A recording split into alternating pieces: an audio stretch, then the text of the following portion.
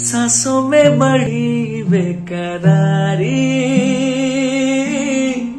आंखों में कहीं रत जगे, कभी कहीं लग जा। সবকিছুই কেমন যেন আসছে আসছে ভালো। আমাদের একটা দিন কেটে গেল, আর ছিল আজকের দিনটা। সকালে উঠে দেখলাম মেঘটা তেমন একটা নেই, তাই জুম করে বাড়ির ছবিগুলো তুলে নিলাম। আর এই যে মেঘটা ভেসে যাচ্ছে, এত সুন্দরভাবে যে ক্যাপচার হবে আমি বুঝতে পারিনি। কি সুন্দর লাগছে তাই না? তারপর সবাই মিলে রেডি সেডি হয়ে আমরা খাওয়া দাওয়া করে নিলাম আর একটা গ্রুপ ফটো তুলে নিলাম। এদিকে আমাদের ব্যাগপত্রগুলোকে গাড়ির মধ্যে রাখা হচ্ছিল। তারপর আবার কি এই হোমস্টেটাকে টাটা বলে আমরা বেরিয়ে পড়লাম লাভার উদ্দেশ্যে। প্রথমে যখন এখানে এলাম তখন তো সবার মনে এক রাস দুঃখ, কারণ একে তো এখানে নেটওয়ার্ক নেই, তারপর চারিপাশে কোনো বাড়ি ঘরও নেই, একদম নিরিবিলি। কিন্তু পরে তো আমাদের ভুল ধারণা ভেঙেছে, আমাদের এখান থেকে তো খুব সুন্দর সুন্দর অভিজ্ঞতা হয়েছে। এবার দেখা যাক লাভাতে গিয়ে কেমন আমাদের অভিজ্ঞতা হয়। রাস্তার চারপাশ এত সুন্দর, কত আর ভিডিও করব। তো দেখো পাইন গাছ দেখা যাচ্ছে মানেই আমরা কিন্তু লাভা পৌঁছে গেছি। হ্যাঁ, শুধুমাত্র এই লাভাতেই রয়েছে পাইন বনের সৌন্দর্যতা।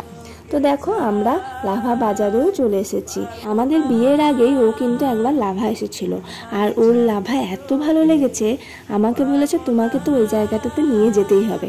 তো দেখো শেষমেশ কিন্তু আমরা সবাই মিলেই চলে এসেছি। তো চলো তোমরা কিছু সিনেম্যাটিক শট দেখে নাও।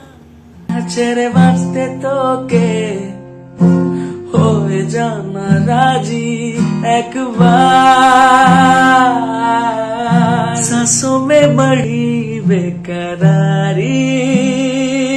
এখানকার ভিউটা দেখো কতটা সুন্দর, তাই আমরা ছবি ভিডিও গাদা গাদা করে নিয়েছি। আর এই মনেস্ট্রির রাস্তাটা জুড়ে ছিল ফুল গাছে ভর্তি। এখানে তো ফুল গাছ লাগানো রয়েছে, তাছাড়া নানা রকমের নাম না জানা এত সুন্দর সুন্দর ফুল রয়েছে, যেগুলো দেখতে কিন্তু অসাধারণ। এখানকার চারপাশও খুবই পরিষ্কার পরিচ্ছন্ন। এদিন রোদও ছিল অনেক, আর আমরা তো সোয়েটার পরিনি। এটা ভেবো না যে এখানে ঠান্ডা ছিল না। এই যে দেখছো এত জোরে জোরে হাওয়া দিচ্ছে, সত্যি এই হাওয়াটা এত ঠান্ডা ছিল মানে বলার বাইরে। ওই যে স্টাইল করে ছবি আর ভিডিও করতে হবে, আর এই ছেলেগুলোকে দেখে কি যে ভালো লাগছিল, কিন্তু জানো তো কথা বলার সাহস পাইনি। আর এটা ছিল লাভার মনেস্ট্রি, যেখানে সবাই বৌদ্ধ ধর্মে দীক্ষিত হয়ে এখানেই পড়াশোনা করে আর এখানেই থেকে যায়। ওনাদের কিছু শিক্ষণীয় কাজ চলছিল, সেই জন্য 11:30টার পর কিন্তু মনেস্ট্রিটা খুলেছিল। আর এই ছিল মনেস্ট্রিটার ভিতরটা। ভাবনা তো রাতে দিন রাত ভরে রোমেরো মনটাকে কি করে কে আর রাখে। আর এগুলো দেখে এত ভয় লাগছিল, মনে হচ্ছে যদি খুলে পড়ে যায় তাহলে কি হবে। যাই হোক, খুলে কিন্তু পড়বে না। আর এটা কিন্তু ঘোরাতে অনেকটাই গায়ের শক্তি লাগে। এই ছোট ছোটগুলো গোটা মন্দির জুড়েই ছিল। আর আমার ক্যামেরাম্যানটাকেও কেমন কাজে লাগিয়ে দিয়েছি দেখুন। এই ফুলগুলো তো কোনো যত্ন ছাড়াই কি সুন্দর বেড়ে উঠেছে দেখুন।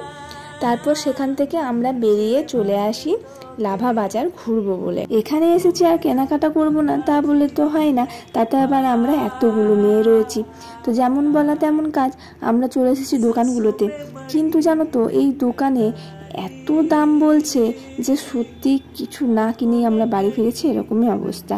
ধরুন কোনো জিনিসের দাম 150 টাকা, আমরা কি বলি, আমাদের এখানে যেমন আমরা বার্গেনিং করি, বলি যে 50 টাকা কম নাও, ওখানে কিন্তু 10 টাকা পর্যন্ত ওরা কম করবে না।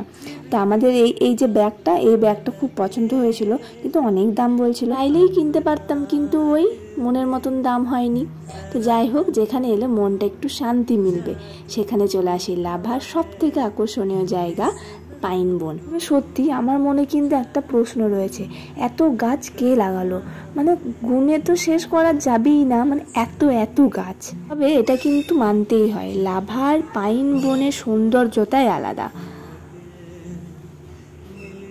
পাইন বন দেখার কৌতূহল নিয়ে সবাই নেমে গেছিলাম বটে অনেকটাই নিচে, কিন্তু ওঠার সময় এই হাঁটুতে যে এত টান পড়ে সেটা বলার বাইরে। এখানে স্পিড বাড়িয়ে দিয়েছি বলে মনে হচ্ছে সবাই অনেক তাড়াতাড়ি উঠে আসছে।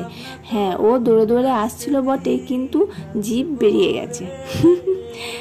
যাই হোক, তারপর পাইন বনকে আমরা টাটা বলে চলে এসেছিলাম রিসপে।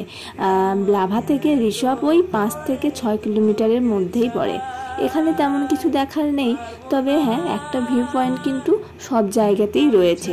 আমরা এখানে লেখা রয়েছে না আই লাভ ঋষভ, এরকম কিন্তু লাভাতেও ছিল, কিন্তু ওই লাভার কাছে এত ভিড় ছিল আমরা ছবি তুলতে পারিনি, তাই এখানে ফাঁকা ছিল বলে আমরা কিন্তু অনেক ছবি তুলে নিয়েছি। এবারে কিন্তু আমরা অনেকটাই ক্লান্ত হয়ে পড়েছিলাম, কারণ সেই সকালে খাবার খেয়ে বেরিয়েছি আর তেমন কিছু খাওয়া হয়ে ওঠেনি। তাই ঋষভ থেকে বেরিয়ে আবার লাভার 6 মাইলে গিয়ে এখানকার বিখ্যাত বলতে পারেন, কারণ সত্যি আমাদের তো খুবই ভালো লেগেছে, মোমো আর ম্যাগি খেয়েছিলাম। মোমোটা তো সেই লেভেলের ছিল, ম্যাগিটা আমাদের খুব একটা পছন্দ হয়নি, তবে মোমোটা মারাত্মক ছিল আর আমার তো মোমো ফেভারিট। তো এখানে খাওয়া দাওয়া সেরে আমরা এবার বাড়ির পথে রওনা দেব। কিন্তু এখানেই শেষ না, আমরা আবার একটা সুন্দর জায়গায় দাঁড়িয়েছিলাম। এবার সত্যি কথা বলতে লাভাতে এসে আমার সব থেকে পছন্দের জায়গা হলো পাইন বন, আর সব থেকে ফেভারিট খাবার হলো মোমো। এরপর আমরা এই জায়গাটায় এসে দাঁড়িয়েছিলাম, এই জায়গাটার নাম হচ্ছে ফাগু।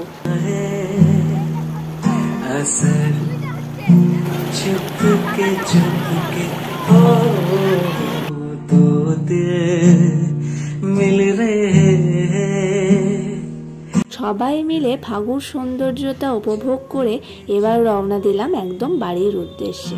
আর গাড়িতে বাজছিল গান, তাই আমি একটু নেচে নিচ্ছিলাম। সত্যি কথা বলতে কি, এত ঘোরাঘুরির পর কারোরই এনার্জি ছিল না, তাই রাত্রের খাওয়া দাওয়া সেরেই একদম বাড়ি ফিরেছিলাম। এই দুটো দিন আমরা যে কত মজা করেছি আর চোখের শান্তি যে কতটা পেয়েছি সেটা তো বলে বোঝানো যাবে না। তো তোমাদের ভিডিওটা কেমন লাগলো অবশ্যই জানাবে। দেখা হচ্ছে পরে কোনো ভিডিওতে। সবাই ভালো থাকবে, সুস্থ থাকবে, টাটা, বাই বাই।